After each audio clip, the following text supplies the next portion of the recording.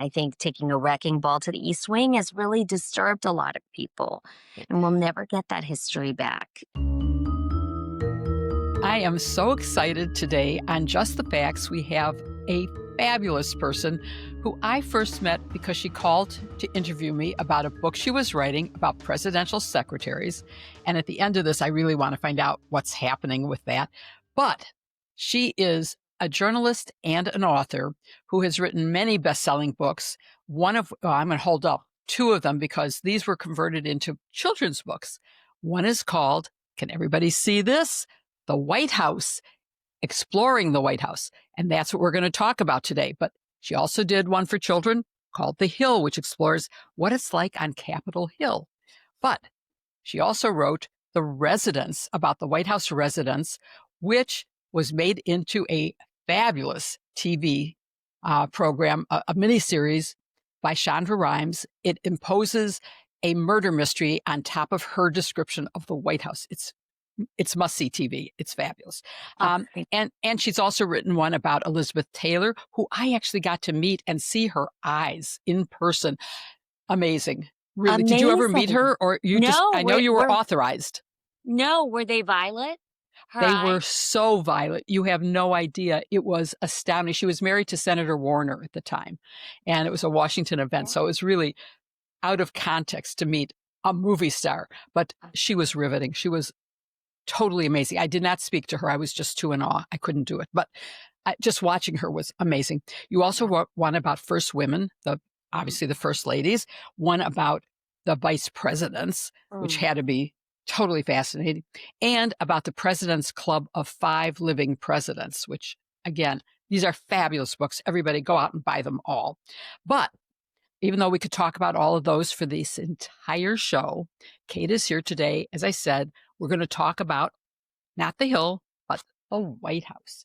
And she is an expert on this. So I want to start with some of those questions about just the physical thing, because not everybody has seen the White House. They don't know what the importance of the East Wing is, which has now been demolished, completely ashes, gone, with no approvals, with no consultation with the commission, the Capitol Commission, or Congress, or the public, or anyone else. So talk about just the layout of the White House. In my mind, there are like 3 segments.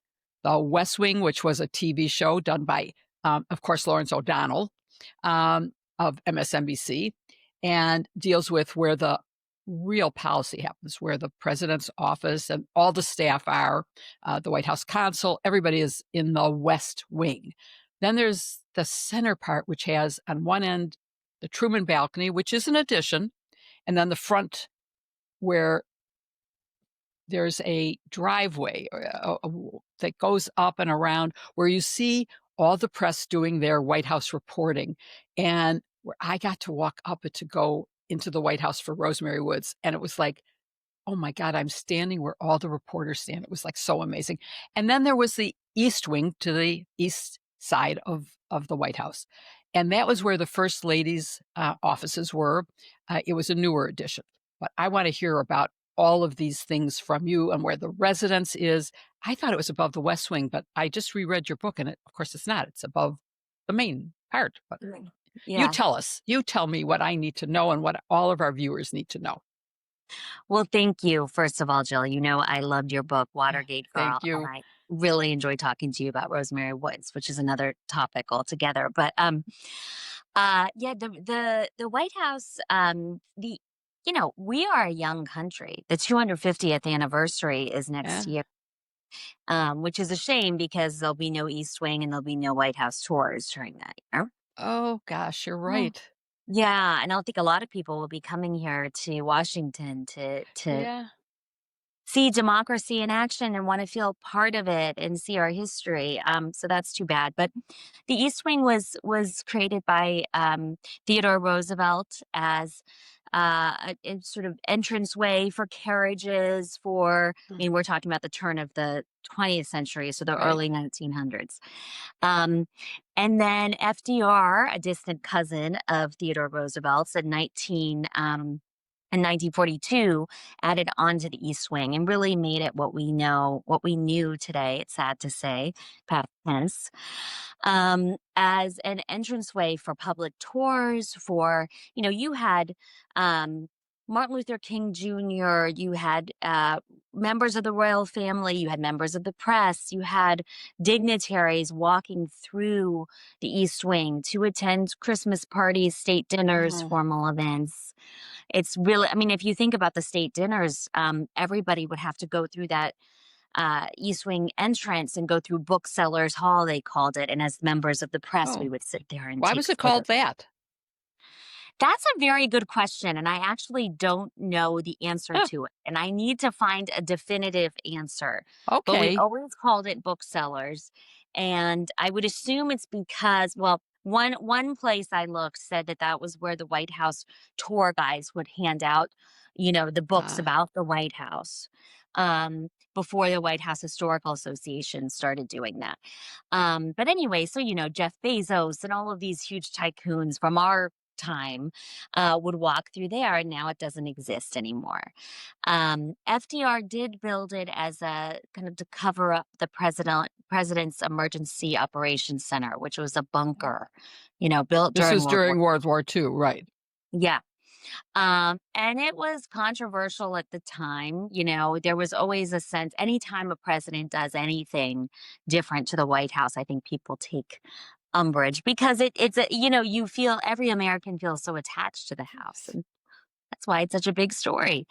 Um, and so the residence itself, you have the residence at the center, 55,000 square feet, which is the state floor, the second floor, the third floor. The second floor and the third floor are where the family live. The state floor is, we were thinking about the red room, the east room, Right. those areas. So the East Um, Room is in the main center section, not in the East Wing. exactly. Yeah. Yes. And I think a lot of Americans are familiar with the East Room because Yes. it's where you see a lot of bill signings, and it's one of it's the largest public entertainment space in the White House. And then you have the state dining room, which is really too small for a lot of these formal events. And I think that you've probably noticed this and talked to people about this, the fact that there was a legitimate case to be made that there should be more formal entertaining space in the White House.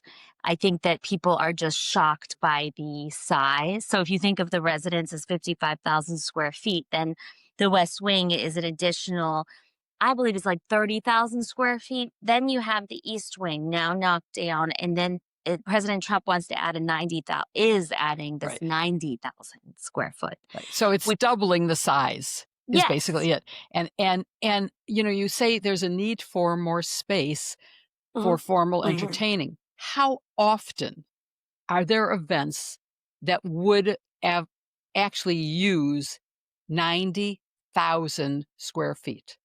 That's bigger than how many football fields? I think 3 football Yeah, fields. yeah. Really, how often is it going to be used, or is it mostly like an empty warehouse?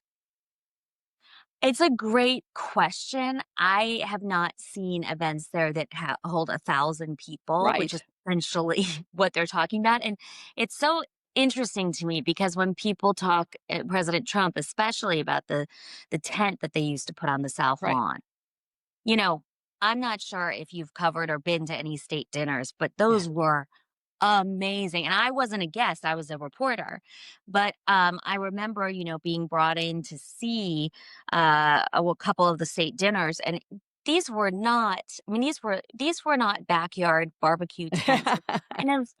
They were glamorous, like wedding, fabric hanging from the ceiling and just absolutely stunning and gorgeous. So, it wasn't as though people were roughing it for the Right. past 100 years. Right.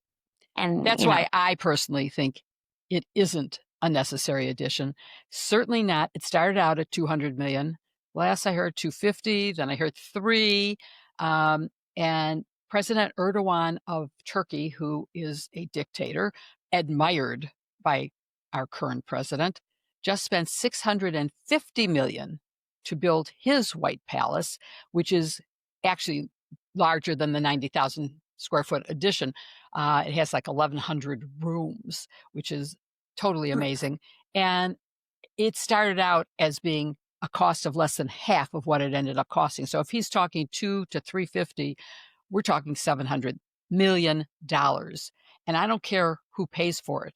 That's money that could and should be used for much better purposes. Let those people donate to charity.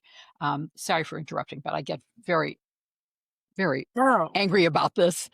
Yeah, I agree. I mean, I also think there's so many ethical questions around these donations too. I mean, Yes, it's who's donating? We know some of the companies, these huge companies like Amazon and Google, right. and why are they donating? What are they getting in return?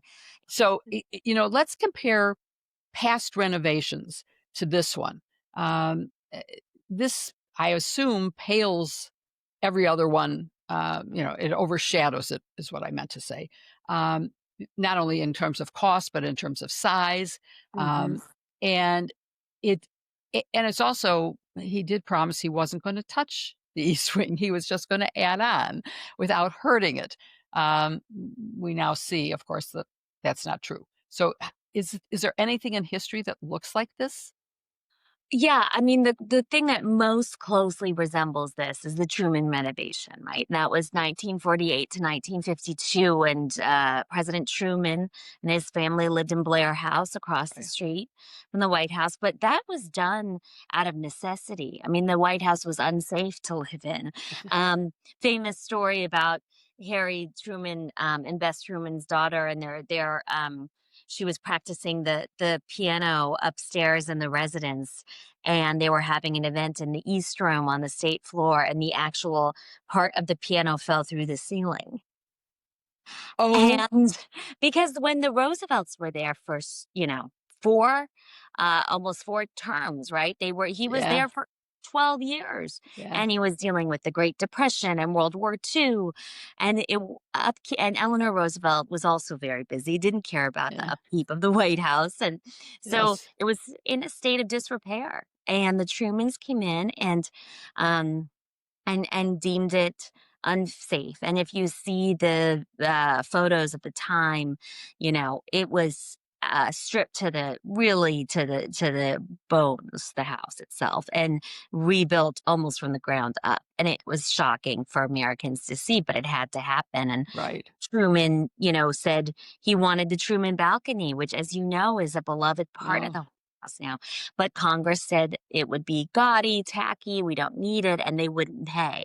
So So how Truman was did Congress get involved? Because if I wanna use those words gaudy, tacky, oh my god, the Oval Office is gaudy, and it looks completely Russian. I did business in Russia, and I that's where you see all that kinda gold. But yeah. this ballroom, for which, by the way, there aren't really architectural plans that are usable, but, we know from past experience that it's going to be gaudy. So why isn't Congress saying or doing anything about this? Why doesn't Congress do much now at all, right? I Well, think it's because it's everyone's, the Republicans are in control and they answered to President Trump, and no one is going to voice their opinion yeah, because they know they'll be out, and he will support whoever's running against them in a primary. And just has, wielded this outsized power in this role. wow.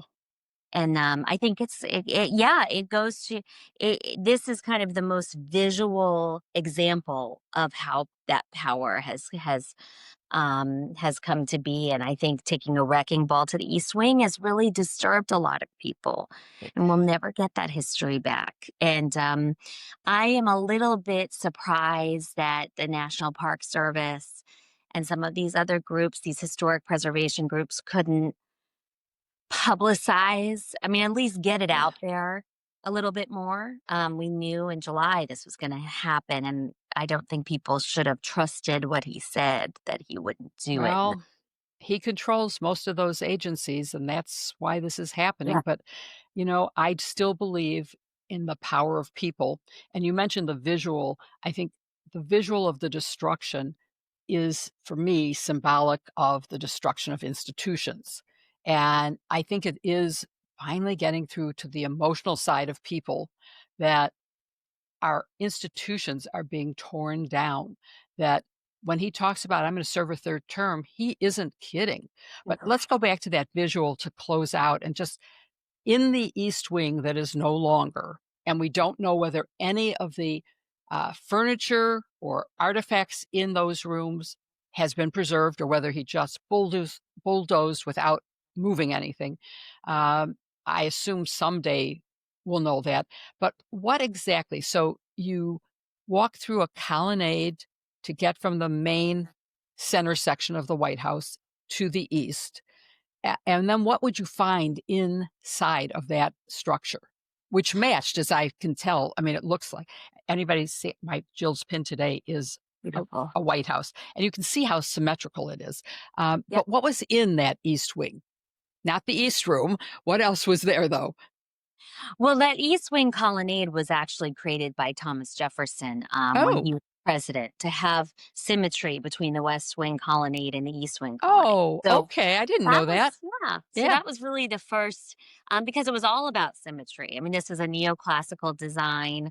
This was a restrained presidential house, by the way. George Yes. Washington, uh, on the heels of the revolution, he did not want a palace. And Pierre Charles L'Enfant, the French architect, came to him with plans for a presidential palace. And he and Thomas Oh, Jefferson, who was Secretary of State at the time, said, no, rejected that plan and then had this contest for the White House that's 5 times smaller than what L'Enfant, who had created really the Washington, D.C. as we know it today, right. wanted because they didn't want it to be a palace. So the East Wing, Interesting. it wasn't, you'd walk in, there was a big open room and a gallery and beautiful portraits of first ladies lining the walls and then windows lining one side of it. And it was really just this gracious large hallway that would bring you into the White House for formal events. And you would leave the East Wing and you would be welcomed in a very seamless way into the state floor of the White House, where you then, are ushered up to the East Room, the state dining room. I'm thinking of Christmas parties.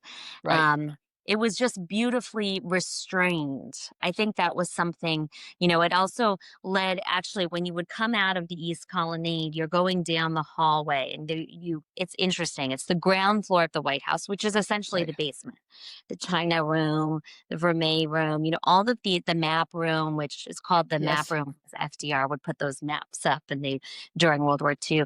And I've been told that that's where the first lady's aides now work, is in the China room, in the Vermeil room, which is very strange to me. I mean, this is the question: is where are the East Wing aides? Where are the first lady's offices going to be, and where is her staff going to be? And if it's the Eisenhower Executive Office building, that takes her Mm, further away from the power center, which, as you said, is the Oval Office in the West right. Wing. So it Right. brings up it was a ceremonial space that we've lost, but it was also an actual physical office. Right. And it was also where the social secretary's office was, where the calligrapher's office was. Yes, it was the soft power, not the nerve center of the White House. I understand that, but it was still a powerful place. And Rosalind It's Carter. where they wrote to people. It's where Yes. we communicate. It's where tourists came in. So it meant a lot, Yeah. and it is historic. It is important. Let's wrap up with Yes. um, just talking about what would you like to see in a addition that will replace the East Wing. It won't actually replace it, but that will be where the East Wing used to be. It's a really smart question, and it's something I think everyone is thinking about, and I think it has no relevance to what will happen, which is, it's just going to be this giant ballroom, and no one is going to be able to stop it. Yeah. And I would like to see the East Wing offices rebuilt. I would like to see what was destroyed brought back. It's interesting because, we can.